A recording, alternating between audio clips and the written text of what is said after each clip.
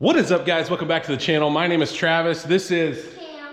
You are watching TWA Motorsports, and today me and Cam are out here trying to fix a couple little things on the new to us red Stepside. Okay, when I bought this truck, I went through a video, kind of showed you guys a few things that we have issues with. Two of those, well, actually one I did, but the other I did show you in that first video, and that is the oil pressure sensor. So if you get in this thing and start it, we have max oil pressure. So watch this. Okay, we go to 80, and it goes right back to 80, okay?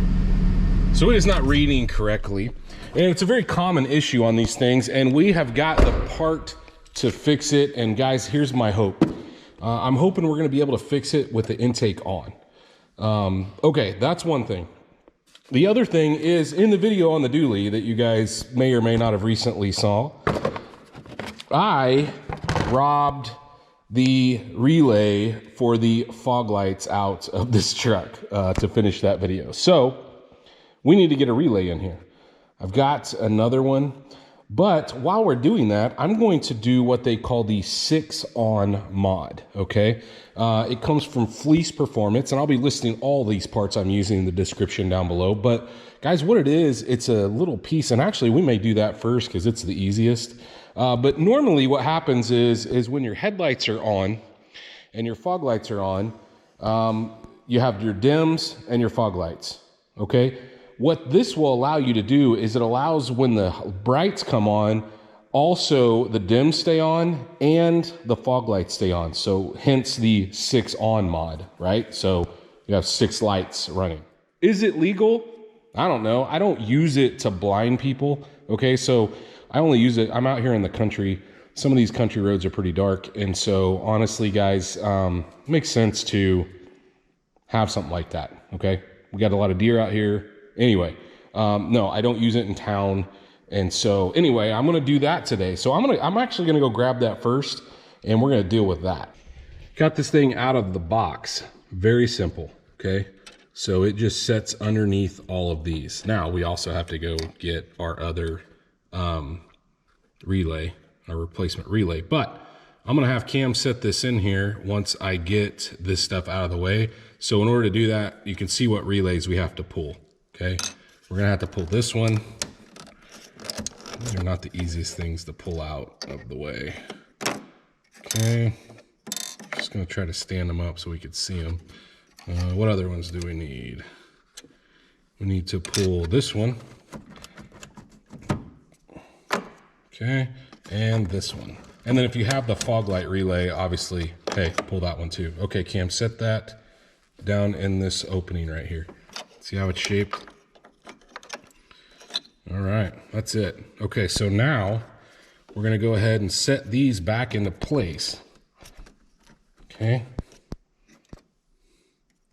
These relays are all pretty much the same, so you can't really screw it up.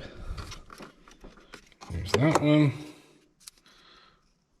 There's that one. And then we are gonna go grab our new relay, and we're gonna put it right here where the original fog light relay would have been. Now it doesn't look like the original, but it's the original brand. So all we have to do is plug that one in. Yeah, I think we're fitting. All right, I think I'm gonna have Cam show us how this works. I'm gonna have him flip the switch. So as you can see, this is normal. What you would see when you're driving down the road with your fog lights on and your dims on. Okay, Cam, hit the brights.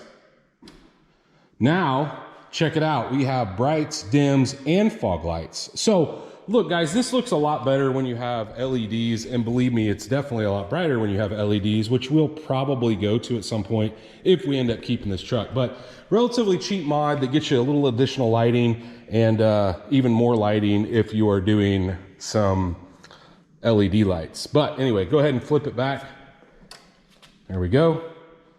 And that's pretty much it. Okay.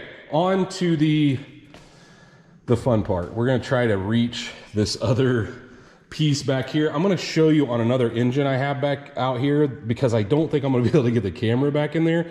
But the very first thing we're gonna do is we're gonna grab an 8mm and we're gonna get this cover off because I think that's gonna be in our way. Now, if you're wondering where that thing's at, it's back in the very back. Can we reach it? Not sure.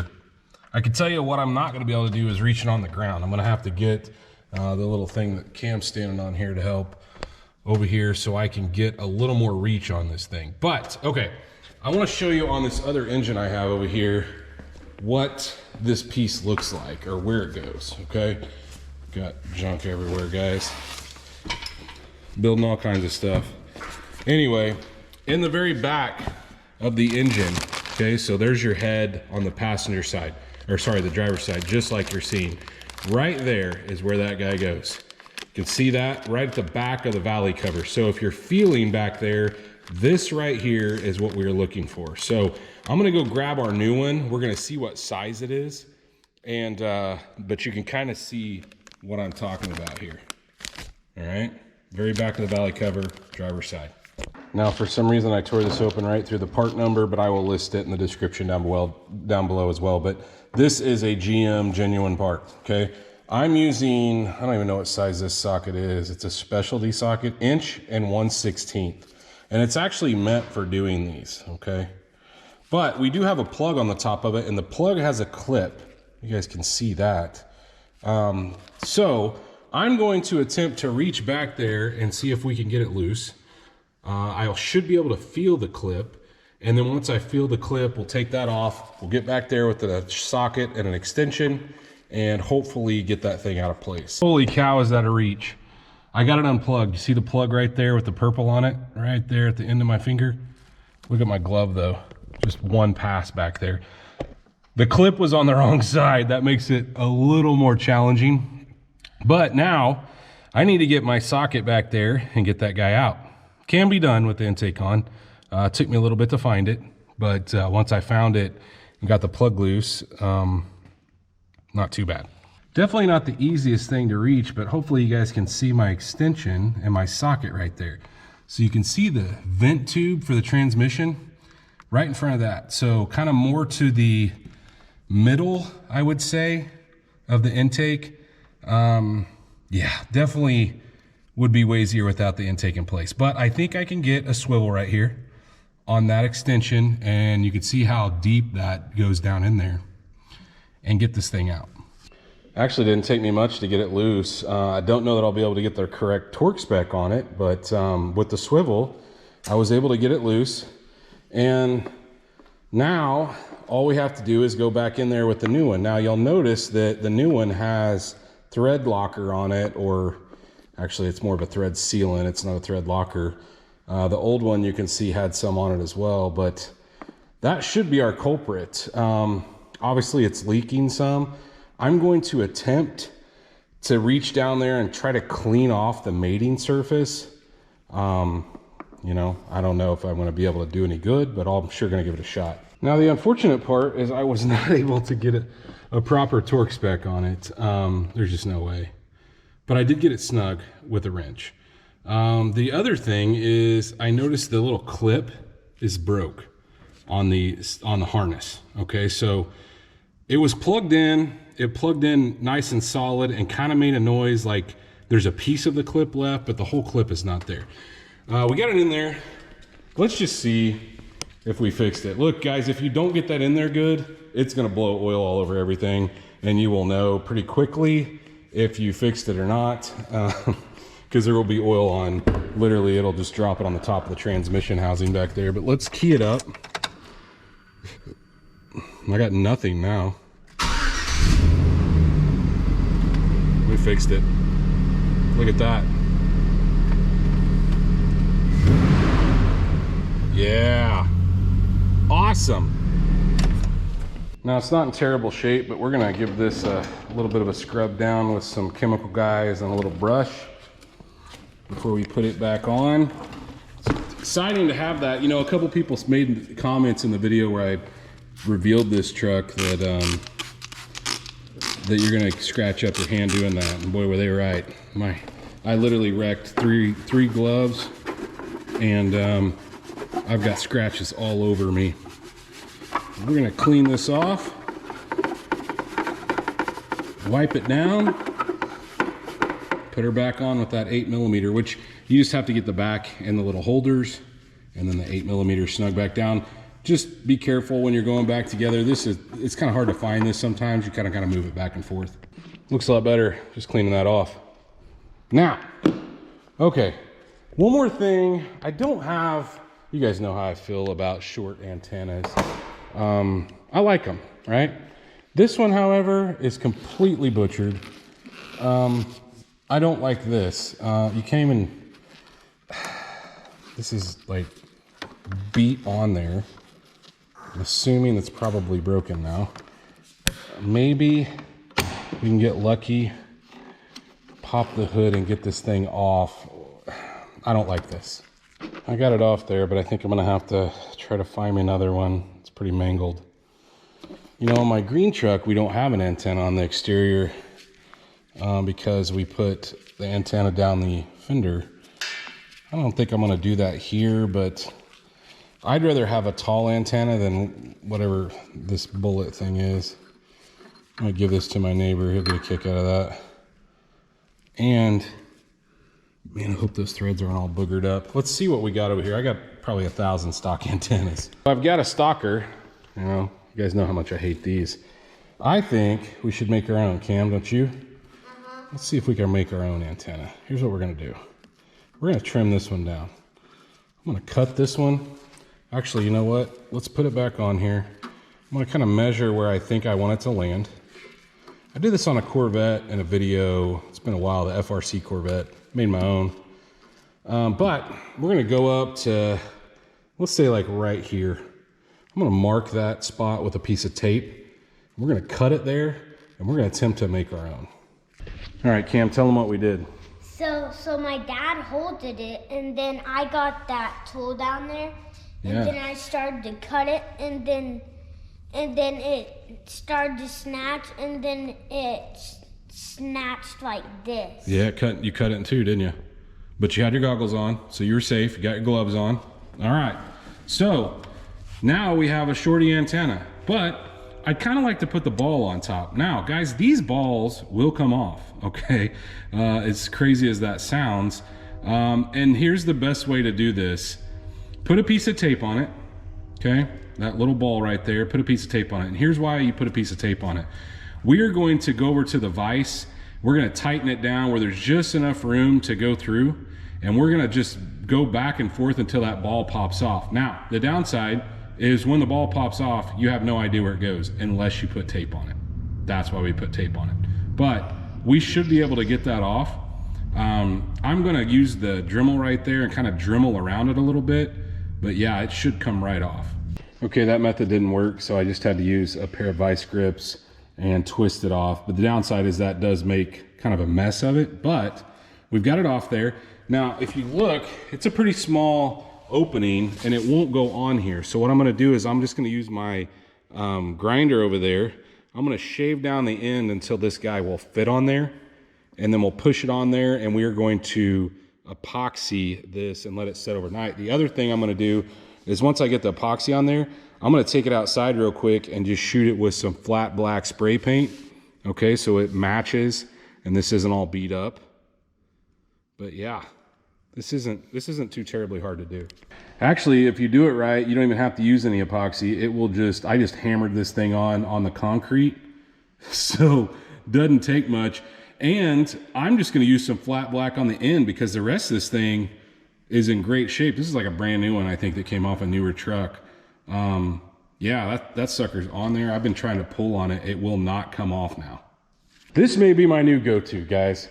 I've done this in the past, and you know, it is easier just to buy an antenna, don't get me wrong. But this looks really good. It hasn't quite dried yet, but the cool thing about it is I didn't have to paint the whole thing.